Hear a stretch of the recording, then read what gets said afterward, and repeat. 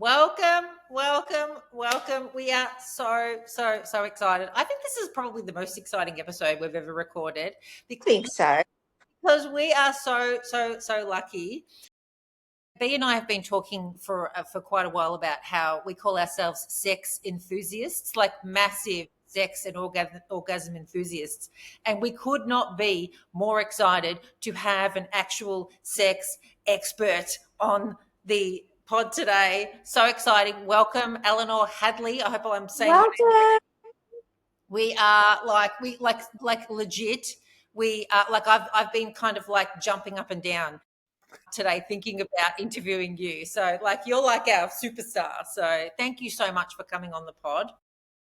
Yes, and I'm a bit of a fangirl myself. I'm a part of like your smut sluts group, and I'm all up in that Telegram thread. I'm learning lots. Oh, Yeah. amazing. It's such a pleasure to be here. Such a pleasure to learn that you're part of Smart Sluts as well. That's amazing. We love So good. So we thought maybe we should start off like with probably the background type questions, if that's okay with you. So we know that you had a bit of a history in the corporate world, and we're kind of wondering how you made the connection and sort of what happened for you to move into the sex space and what you've been doing professionally for that. Yeah, so my history before I became a sex coach, it wasn't really something that I set out to become. It all just sort of unfolded for me quite naturally. My history is actually more in, I used to own a pole dancing studio years ago in Melbourne. I had that for 4 years. And before I bought that studio, I was just a student really like loving being a student of pole dance, but feeling like it was a little bit taboo and I would only tell certain people. And then I just gradually kind of gave less and less fucks and got really, really into it to the point where I was like, I need one of my own. So I bought a studio, ran it for 4 years, had a great time. And then through my work at the studio, I kind of realized how important and how empowering it was for women to have a safe space to be able to move and explore their sensuality. And so I ended up selling the business because I wanted to focus more on the embodied side of movement and how powerful movement could be for your confidence and for your empowerment overall. And I wanted it to focus less on the performative element. So that's why I sold the studio. Then I focused on sensual movement, creating my own style of practice. And then from there, I was just constantly talking all about sensuality. I got really interested in sexuality, started studying life coaching, specializing in sensuality, and eventually studied somatic sex coaching as well. And it all just kind of flowed very, very organically. And it felt really, really natural to go down this path and to empower women in particular, but people of all genders to really like own their sexual confidence and to really understand how pleasurable their life can be and how much of a priority sex is in a relationship as well. That's amazing. Isn't it? I can really relate to the dancing embodiment and how that feels. I used to dance myself, and we actually spoke about, well, we're going to be speaking about this on one of our episodes and how that makes a woman feel when they get to be in their body and move so freely. So I love that that's what you're about, and it just makes so much sense that an enmeshment, from moving from the pole dancing studio into the way you make people feel, and now the sex education. It's really inspiring, and yeah, it just in my mind it's so empowering for women, and I think there's so much that we can all learn from you. So we're really excited to hear that story and obviously move on from what that brings. Do you talk about the smooth transition and how that felt? Has it always been a smooth ride for you though, or was there a time where you felt completely disconnected from your body before? Yeah, absolutely. I think we all have seasons where we feel that disconnection, whether that is you're going through a transition like motherhood, parenting, whether you're experiencing health issues, stress in your work life. Like there's so many different things that can impact how we feel about ourselves and how connected we feel to our body. something that I feel a lot of people experience is this disconnection to the physical body, to their sensation. We often live our entire lives up in our head, and it feels like we are just a floating head, thinking all the time. And we can kind of forget that, like, from the neck down, we've got this whole body that is really capable of so much sensation and so much feeling. And that is where my work comes in. It's like getting out of your head and into your body and really connecting to the somatic experience. So, if someone came to you with wanting some help in a certain area, and they said to you, like, I have trouble having an orgasm, for example, Yeah. do you have any? I mean, obviously, it's person by person basis, but do you have any sort of like general tips that you would have for someone in that area? Yeah, so when someone's experienced a difficulty in orgasm, reaching orgasm, or feeling that sort of sense of pleasure, there's so many things that could be at play. A lot of the time people assume it's simply the technique. And they're like, okay, well, let's just figure out a different technique. And if we touch a certain way, that's going to change everything. But often it's actually in our mind, and it's the way that we're approaching sex and pleasure that we can kind of cockblock ourselves. We can just sort of like switch it off. And if we have stories about whether or not we deserve pleasure, if we are safe to experience pleasure, if we're safe to express our pleasure in the bedroom, that's all going to have an impact on whether or not we actually can reach orgasm. So yeah, there's definitely the physiological side of things. Most people are having penetrative sex way too quickly, way too soon. We need a lot more time than people think to actually physiologically be ready to receive. And that can have a huge impact on whether or not we reach our pleasure potential. We can maybe have like a little bit of pleasure, but it might not really fully get to that like amazing point of orgasmic bliss because we're rushing it. And so there's that side. And then there's also like our safety, our nervous system. If we feel comfortable enough to fully let go and express ourselves in pleasure, if we feel like we deserve it, if we feel like it's okay to want it, to desire it, there's so many things that go into whether or not we're going to reach orgasm. It's not as simple for us as it may be for people of other genders. Yeah, and There like is it. one thing, sorry, Sorry, Candy. there you go. There's one thing that I love that you keep really simple though, and it's like if you can't find the simpler pleasures throughout your day, then you most likely will not find it like in the bedroom or outside of that space. And I think that that's something that really hit hard on me because it is simple as in like just sit there. What are the simple things that you can look around and be grateful for that you can then also find pleasure in outside of that space? And that was just like a moment for me. So thank you for being so honest and sharing that because I think, most of our listeners like that, they engage with us behind the scenes, but there are things that, we haven't been able to say and put as simply as that. And that's just so effective and a great perception and how to share that with others. So thank you for that.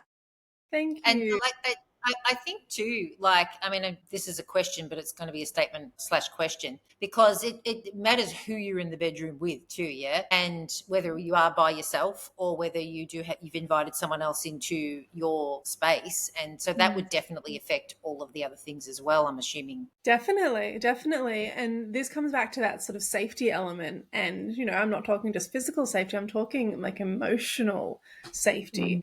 Do I trust this person to kind of hold this energetic space for me to actually fully let go? Or am I worried about what they think of me? Am I nervous that they're going to just kind of like up and leave after we have sex? Am I thinking that they are prioritizing their pleasure over mine? There's so many things that can come up with relation to the person that we've actually invited into our bedroom. If we don't feel that sense of like excitement and desire and trust and safety, then it can absolutely be a lot harder for us to reach orgasm. And I think a lot of the time, particularly as women, we have this idea that we get this like gold star tick of approval if we have made our partner come, in a heterosexual sense. It's Yes. like, okay, my job here is to make them come. And typically in a heterosexual setting, it's pretty fucking easy for them to come, right? Generally speaking, most of the time. And so the goal is often their orgasm, and that can come quite quickly and quite simply and easily to that person.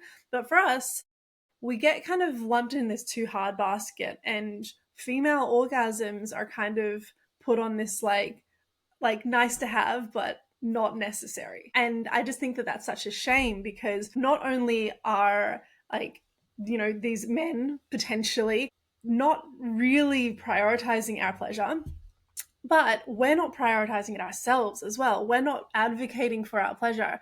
And so this is something that I tell clients, is like, advocate for your pleasure. Like, it's not good enough to just be like, oh, okay, they came, and so I guess that's the full stop on sex. No, no, no. Like, their ejaculation isn't the end of the sexual experience. Like, you deserve to come too. And I feel like I have to kind of drum that into people, because we've been so conditioned to go, I guess now we're done because he is. No, no, no, no. Yeah, because someone would talk about finding it too hard to come, it took too Mm-hmm. long, Yeah. whatever. And I would imagine, there'd be times where both of the couple would lose patience with the process. But what would you say to people who say, I've never had an orgasm? I actually had this recently. We do question of the week, and we ask like a whole bunch of people like one certain question. And I asked somebody what was the maximum number of orgasms they've had in a sexual encounter. And this one lady told me she was 35 years old and that she'd never had an orgasm. Mm-hmm. Yeah. So, yeah, what would you say? What advice would you give for that? I would tell this person and anyone else listening who resonates that that is completely normal, and you are not alone. You are not broken. There's nothing wrong with you. Yeah. And we can shift our perspective. And when you shift the perspective from orgasm being the goal of sex to pleasure being the goal of sex, and allowing yourself to explore your body, take more time, not feel this rush, not feel this burden that you're taking too long. If you're with someone who is patient and who understands your anatomy, and if you give yourself permission as well to open up and explore pleasure, and you're not sort of like kind of grasping and like reaching and kind of like tensing your body, like that kind of like, I'm trying to like Yeah. push out this orgasm right now. Like, it's a very different energy if you soften into your pleasure and being really patient with yourself, because yeah, we have these kind of neural pathways that we've built over time, right? And Yeah. for a lot of people, they have like one way that they come, and that's the only way that they can ever come, right? And if they try something else, they're like, oh, I'm frustrated because that didn't work for me. I need to go back to my original way. And then if we don't have that experience at all, it's like we don't know where to go. So we have to kind of build these new neural pathways by self-pleasure, exploration, patience, like really tuning in and listening to your body and trying to tune out all the stories that might be holding you back, because there's most likely some story in the back of your mind that is saying, no, actually, you're not allowed to get there. There's something wrong if you get there. There's something going on. Which brings it all back into your mind, which then complicates the pleasure.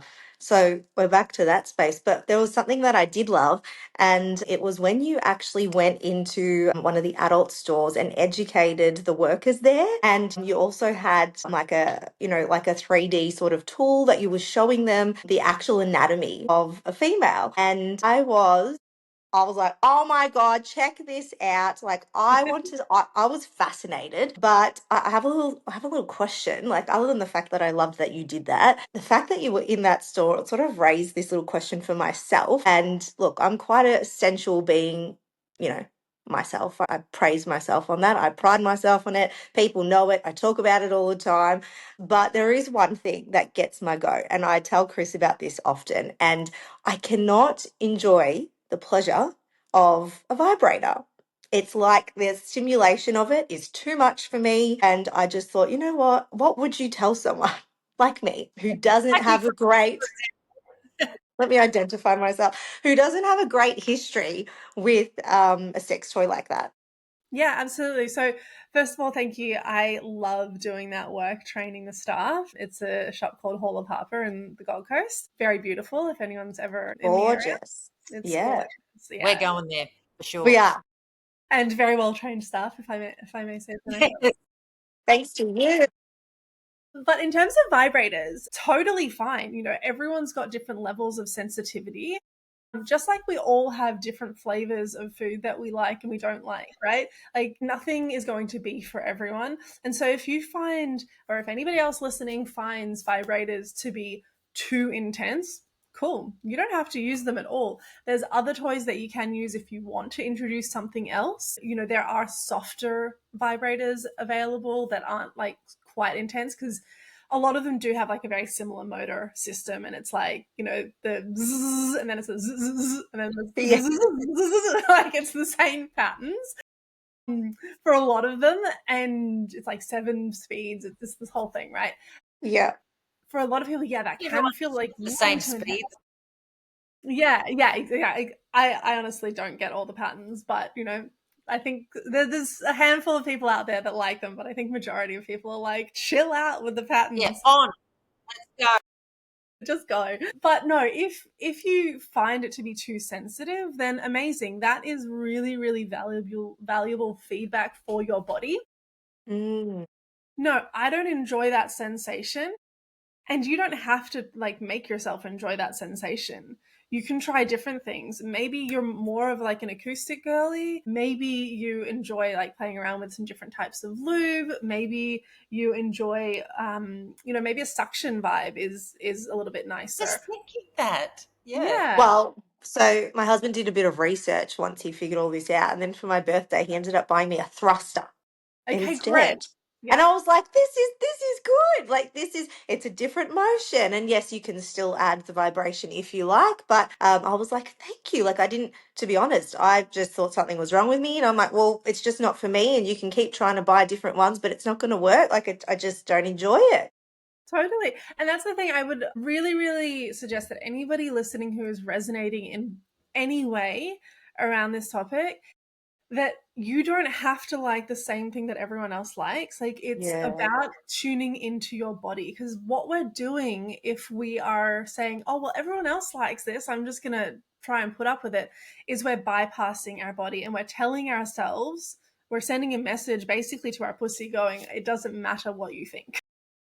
Like, Yeah. I'm not going to listen to you. And the best pleasure, the most expansive experience of pleasure is going to come from you listening to your body, trusting your body, like honoring your body's boundaries as well. Because if you're going, and I feel very strongly about like penetrative type of tools, or like Mhm. any type of penetrative sex, whether that's fingers, dildo, or a penis. If we're going too fast and we suddenly kind of insert something before we are actually physiologically ready, lubed up enough, and actually engorged physiologically, we have like that blood flow through the clitoris, through the vulva, and we have that like kind of puffy donut sort of, you know, look. Yep. If we're going too soon, that is us basically crossing our biggest boundary. And our pussy's going to be like, no, no, no, this isn't, I'm not ready for this. And you're trying to put something inside me when I'm not ready. I don't have enough blood flow here.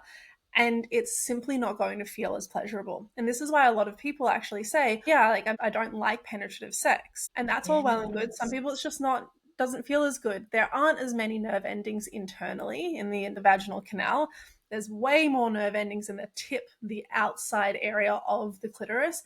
But if we take our time, if we get fully engorged, we have erectile tissue through the vulva, just like someone with a penis has erectile tissue all through their penis. And it takes us longer for that to kind of build. And once we have taken that time, then it's more likely that penetrative sex is actually going to feel pleasurable. And the analogy that I would use for this is, would you try and have sex with a soft cock? You You could, can't. right? But it's probably not going to feel as good for the person, right? They're going to be No. like, okay, like, would you just go and like kind of like fondle their balls and not touch the rest of, like, you don't touch the tip at all? Like, try and give a blowjob, but you're just doing like the corn cob and you don't touch the tip, right? And this is like legitimately what I ask people, and especially men. And I'm like, okay, would that feel good? And they're like, not really. Like, you're missing the best bit. And I'm like, Yeah. cool. So don't forget about the clitoris, and also take the time to get the blood flow there. Like, we want to have sex with a hard cock. That's the entire purpose. Erectile tissue, we have the same thing. It's just within the clitoris. And the clitoris is all underneath. It's internal, as well as the tiny, tiny bit that we see externally. But we need that blood flow. Oh, We have it. I love that thing. I think The, all the men listening need to watch the video. yeah, we need to see the thing. And can I tell you why we love it? Well, this is what B told me yesterday. She's going to be mortified that I'm going to share this. But she goes, Shit. What did that's she my say? labia. She showed my labia. Oh, okay. Like, let me get the Oh labia my too. God. Stop it. You're embarrassing me. We don't have to tell. We Do don't you have know to say why? Because I wanted to have I She, was talking about having labia surgery. I'm like, yeah, it just doesn't look the same. Like, it doesn't look like everyone else's. It doesn't. Then we went to the Museum of Desire, and there's this section where they had pictures of just vulvas everywhere with, it was Yes. just everywhere. And I'm like, oh, hers looks like mine. Oh, maybe. And after pregnancy, I've had 3 kids. Like, it actually looks different. It's Yeah. darker, like the labia folds are, you know. Yeah. And yeah, so when you showed that, I was like, and I don't know if people tell you this, but I seriously am fangirling right now. I'm actually sweating. Like, I just can't believe we're having this conversation. But You're cute. I just like, I want to cry just listening to you, because I know I've got UKV and like we talk a lot about sex, but this is next level. And as a married woman, I've been with my husband for over 20 years. Like, I think we have a great sex life. I do, but there are times when it's like stale and just let's have some fun, which is why we end up buying all these different things or trying different things. But thank you, like just thank you for letting me feel the way I feel, and that it's okay to feel that way. And I think we just thank you. I've got nothing else to say. You're going to make me cry now. It's really, really beautiful to hear that. And this is a really important part of my work. And the reason that I'm so passionate about it is because the amount of people that come to me and say, I feel like I'm broken. I feel like there's something wrong with me. And it's simply that they don't understand that their bodies are different and they're not meant to be one way, and that we don't see a lot of representation. We don't see vulva diversity very often. And it's so powerful when you start to learn more about your body. Like, our sex ed failed us. It really was just either fear mongering, STIs, how to put a condom on a banana, and maybe like fallopian tubes. But it really didn't show much of or talk about pleasure at all. And I think that that's such a shame. And that's why I do this work, because if we understand what our anatomy looks like, what our anatomy is capable of, like, it changes everything. We get to actually appreciate our bodies and not want to change them. And I understand, if you haven't seen representation of what vulvas actually look like outside of pornography, then yeah, you might have that desire to go, maybe I should explore labiaplasty. And unfortunately, labiaplasty is the highest growing cosmetic surgery at the moment, and people are sort of preying on this insecurity. Mm. And that's why I'm so like let's talk about it. Let's actually see what they look like. I've got a friend are you familiar with Comfortable in My Skin? My friend Ellie, she's a vulva photographer. She has a coffee table book called Flip Through My Flaps. We're gonna get that. And it yeah, we're literally flipping through has that. photos of over 500 people's vulvas in there. And so you see what they actually look like. And so yeah, so powerful. And thank you for Can I sharing just that check with me. before you just go into that, because we totally want to see it? But would you say this happens more to women than men? Because do you think men are in their head about these kind of things as much as women are? I wouldn't say as much, but definitely they are. There's a lot of small penis jokes. There's a lot of Yeah, cock shaming that goes around, a lot of comparisons between, men and porn as well. They're typically casting the men with the larger dicks. And, it's definitely a concern for a lot of men, for sure. They can feel that shame or that fear that their partner is going to make fun of them or not enjoy it, or some men for sure are out there like not really worrying about whether or not their partner comes, but others have an insecurity of like, oh, is there something wrong with me that I couldn't make my partner come? So absolutely, I think insecurity happens all around. And so yeah, it's important for people to really see representation and understand that whatever they're born with, whatever they have, amazing. It's designed for pleasure. Like, let's focus on what it can bring you, like how amazing it is that you have this body part that is designed for pleasure. Like your whole body can feel pleasure as a result of this. Like that's what we should be celebrating. Yeah. Yeah. Love it. Show us the vulva. Yeah, show us. So I've got a couple. Might not be the right insert, so no one will know. These flaps. Exactly, yeah. We've got different flaps to show you. Firstly, I've got Vivian the vulva here. So this is more of like a cushion vulva. I use this one in person so that people can actually feel all of the parts and the pieces that I'll explain in a moment, and they can kind of go in here and they can feel internally as well. It's got sort of the G-spot and the cervix and stuff that you can feel physically. So that's Vivian. Maybe you can teach me how to squirt with that. Absolutely. Absolutely. I got you. I'm down for this. So then we have our other version, and this is Virginia, the vulva. And so, boop, there she is. I'm Virginia. So what's really, really cool about her is that we can actually see the cross-section of the clitoris and what the entire structure looks like. So we are familiar with the external, and this is someone with, certain types of labia, inner labia here, but I also have different versions, so I'll get those out in a moment as well. And then we can see here this little pink moment. That is our clitoris. And this is typically what we see from the outside. Some people, their clitoral hood is a bit larger and it covers the clit most of the time, and some people's is more pulled back. But what's really fun and exciting about this model is that you can see internally. This is what it looks like. So what we've got here is the entire clitoris. So this is the full structure of the clitoris. We've got the glans, which is the head, the part that we see externally, and then everything else is underneath, inside. So we've got the legs here, they're called the crura, and then we've got these bulbs. And what is very, very cool is you can see that with this model here, the bulbs are engorged, and that means that they are erect, essentially. Yes. The clitoris is erectile tissue. And so similar to a penis, when someone gets aroused, blood will flow to the penis. And I'll actually show you here. So for example, we have a penis. Mm-hmm.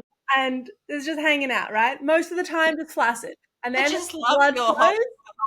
collection. I have a whole collection, don't you worry. When the blood flows, boom, it kind of goes up and gets hard and erect, right? Same thing happens for us, but it's typically within seconds or minutes of arousal that the body responds and gets fully hard.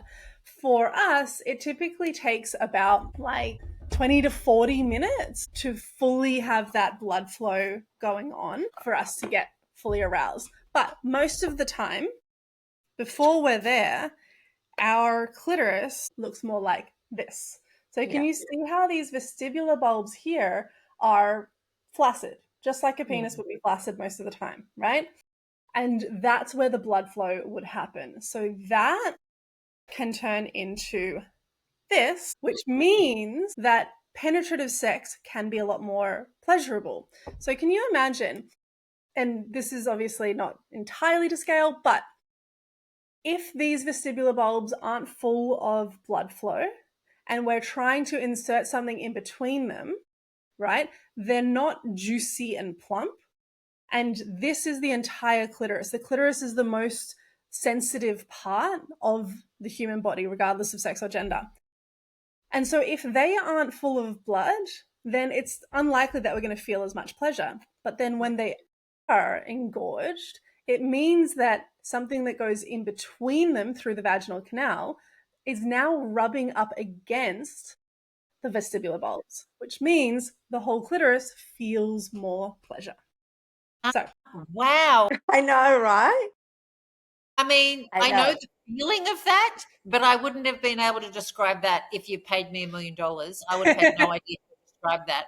But that is incredible on so many levels, by the way, because, like you said, so many people go straight for the penetrative sex, and just that alone will make people stop and go, okay, I'm not take ready your for time. this because I need to be aroused. I need to be, what did you say? Engorged. I need to engorge Engorge. me, buddy. Exactly, Engorge engorge me. me. And then just to Engorge me. demonstrate as well, we have different types of vulva. Labia. So this is another style of labia. Basically, it's obviously a different color, different shade. It's got longer asymmetrical lips here, and then I've also got a third variation, but there are by no means only 3 variations. So this one's a little bit more asymmetrical as well. You'll see that there's a His longer favorite one. hood. So a longer hood as well over the clitoris. So this one might have to lift up to see the clitoris.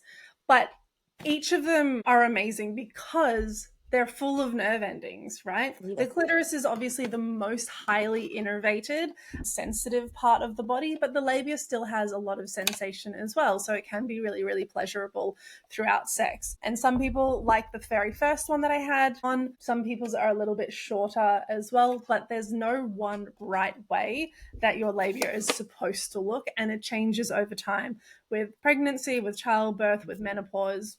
It'll change. Yep. Can confirm. Menopause. Can I ask a question just in that realm with the nerve Yeah. endings and stuff? The anus. Talk to us about what nerve endings we've got happening there and the Yeah. pleasure. Definitely. So, with the anus, second highest concentration of nerve endings in the human body. So, really, really pleasurable spot. I know that there is a lot of taboo around anal sex or like touching the anus at all.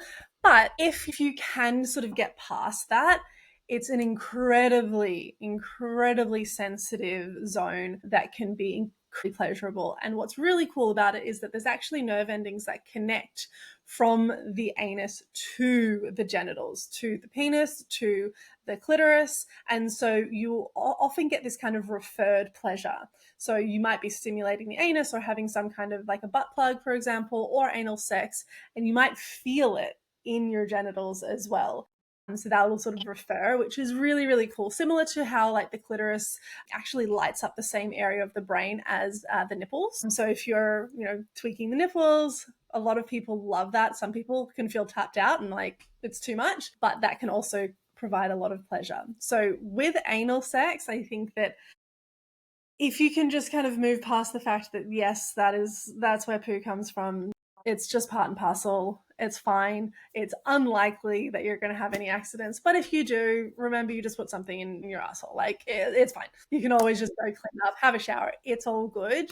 But there's a lot of pleasure available there. You do need to go slow. So similar to vaginal sex, you need to go slow, take your time, but it's not self-lubricating at all. So I am the biggest advocate for lube.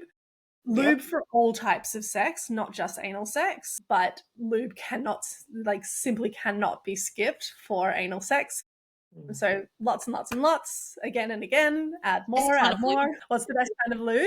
Okay, I would always suggest a really high quality pH friendly water-based lube.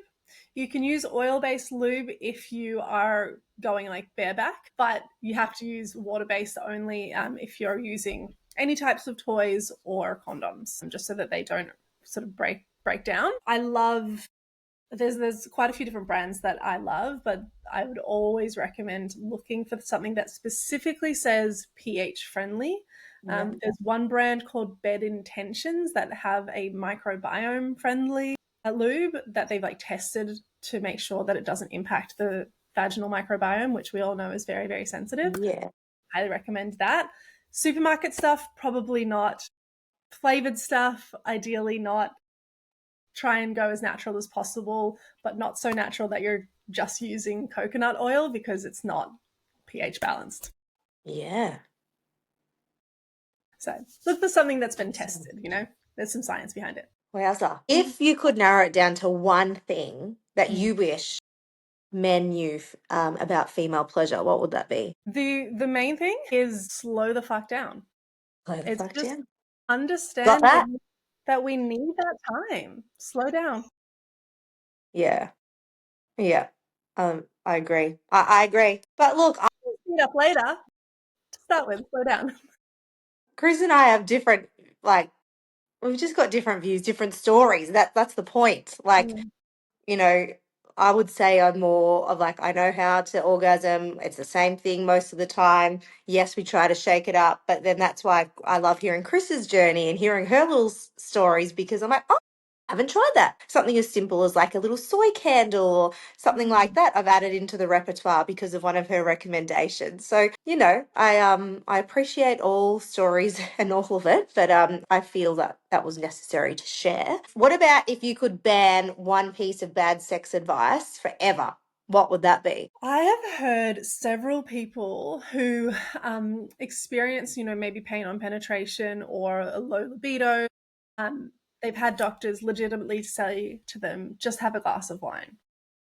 And I think that is the worst advice ever, because again, it is not listening to your body at all. What is your body telling you? Okay, maybe it's saying that you're not ready. Take a little bit more time. So just that idea of rushing through things and bypassing your body at all. Terrible, terrible advice. Hearing you loud and clear. Yeah. Porn. I'm deliberately leaving that open because there's a whole different what they are, like types of porn. But yeah, what's your general opinion of porn?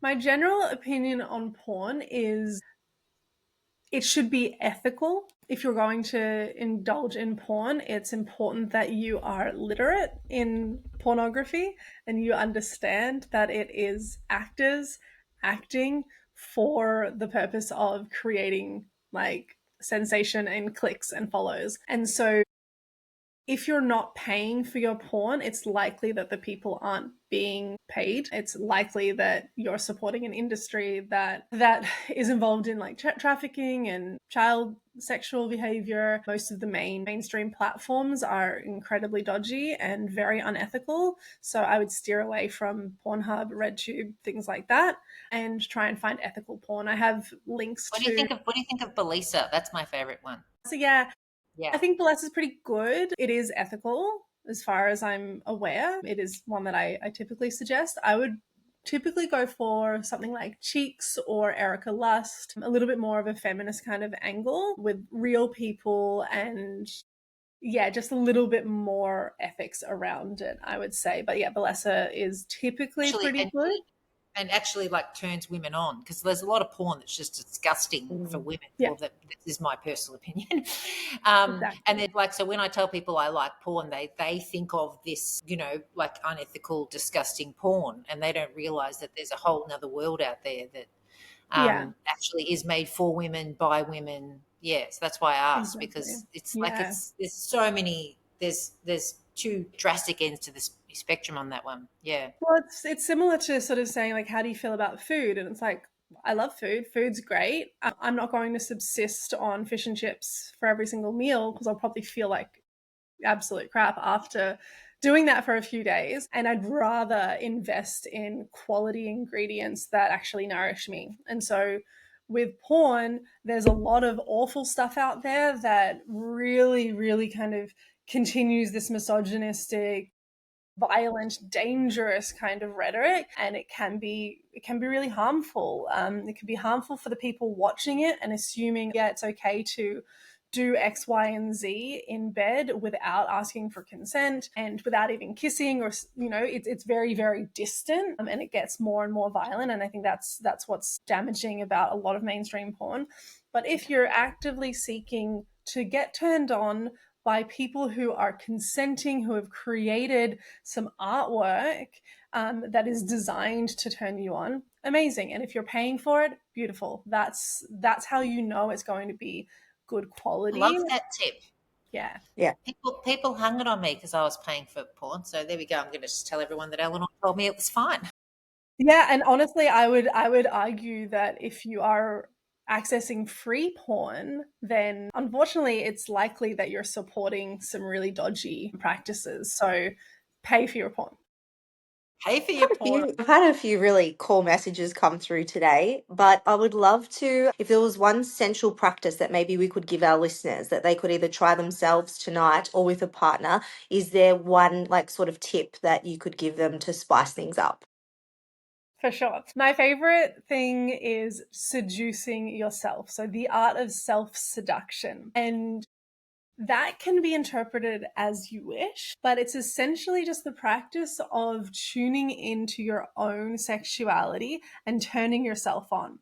So that could look like putting on some sexy R&B music and like dancing around, having like, a little feel of yourself. Love Maybe that. it's like in the mirror, kind of like, putting on some Yep. lingerie and like taking some selfies. Maybe it's like having a candlelit shower and kind of like massaging yourself and dancing around.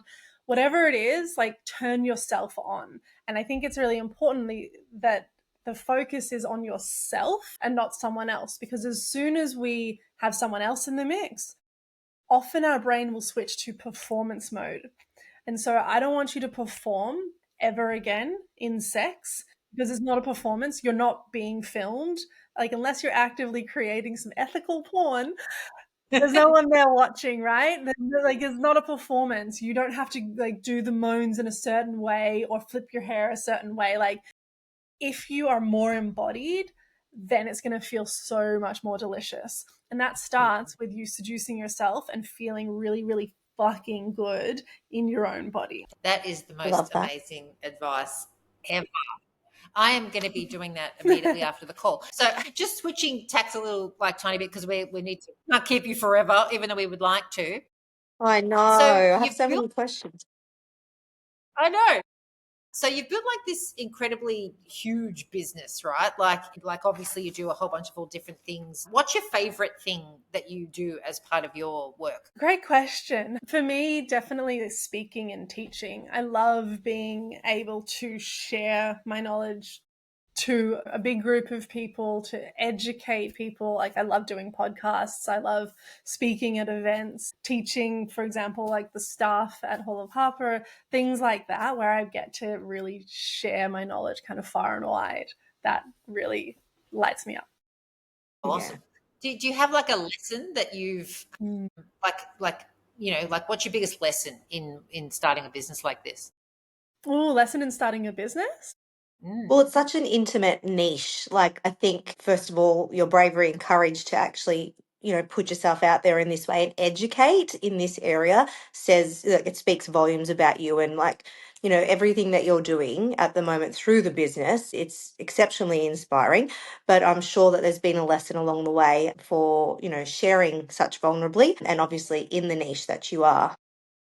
Yeah, I think at the very, very start, I was really concerned with what people would think about me, even talking about sensuality. At the very start, I was like, sensuality is so different to sexuality. And I was like, I'm not talking about sex. I'm talking about sensuality. And it was very watered down because I was afraid to talk about sex. And I think I was even afraid to like look up and read and learn about sex as well at the time. And I remember really being concerned that like my uncle would see my Facebook post or my parents would find my Instagram or something like that. And, Yeah. I may or may not have blocked them to just kind of quell that. We are currently going through that phase ourselves. Like currently, we're right there. Yeah. I think that, yes, you can do the blocking kind of route, but also just really owning the fact that this is something that you're interested in. And like, even if it's not in this realm, like we are talking about sex all day, every day, whatever it is, it's like, this is something that I'm interested in and I'm passionate about, and it's going to have an impact on someone in some degree. And that's why I'm doing this work. And maybe you don't understand it and maybe it feels weird and cringe to you, but I don't care because there's other people. And like, look for the proof that other people, like, you sharing that story, Bianca, like sharing this with me, like that really tells me, okay, wow, okay, I am actually on the right path. This is good. Mhm. Any DM I get of someone saying, oh, that really resonated, or thank you, like a testimonial, like hold on to those rather than like the very few people that'll be like, ew, why are you talking about that? Gross. Yeah. Like, okay, cool, that's fine that you're grossed out about it, but maybe that's a you problem and not a me problem. Yeah. Yeah. Yeah. Love it. Love it. Love your passion. But what is next for you, Eleanor Hadley? Oh my goodness, great question. I don't know. I honestly feel like I'm at a bit of a crossroads right now. You know, I've been talking about sex and pleasure for years now, and I'm also very passionate about relationships. I love talking about how to have a really, really high quality relationship. The meeting that I said I had after this is actually my monthly love date with my partner. And so it's like a little relationship check-in that we do each month.